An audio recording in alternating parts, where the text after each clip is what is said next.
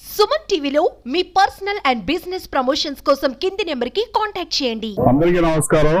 వినాయక చవితి శుభాకాంక్షలు. ఈ రోజు కమపాలెంలోని గిరికలబావి దగ్గర గణేష్ ఉత్సవ కమిటీతో సుమన్ మీడియా వాళ్ళు వచ్చి మాతో పంచుకోవడం చాలా ఆనందంగా ఉంది. ఈ రోజు ఈ గణేష్ ఉత్సవ కమిటీ 17 రోజుల దాకా ఈ గణేష్ మండపంలో గణేష్ విగ్రహానికి పూజలు 17 రోజులు నిర్వహించుతున్నారు.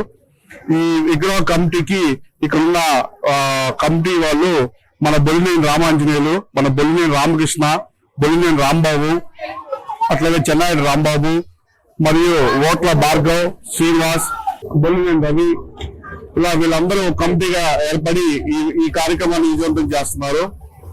దీని నిమజ్జనం 17 రోజుల తర్వాత దీన్ని నిమజ్జన కార్యక్రమం కంప్లీట్ చేస్తాము. ఈ కమిటీలో ఉన్న వాళ్ళందరూ తల సాయం చేయడంతో ఈ కమిటీ మేము విజయవంతంగా చేస్తున్నాము. గత 20 సంవత్సరాల నుంచి ఇక్కడ మా గిరికలబావి సెంటర్ లో ఈ ప్రోగ్రాం చేస్తున్నాము. అలాగే రేపు 17వ తారీఖు కూడా నిమజ్జన కార్యక్రమాన్ని విజయవంతం చేయాల్సిందిగా కోరుచున్నాను. కమపాలెం గిరికలబావి దగ్గర రాముల గారి గుడి, బాబా గుడి ఉంది.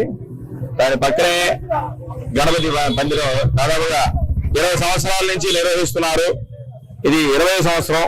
ఎంతో వైభవంగా కమపాలెం వాస్తవ్యులందరూ కూడా కలిసి, పెద్దలందరూ కలిసి ఈ మండపాన్ని ఎంతో వైభవంగా నిర్వహిస్తున్నారు.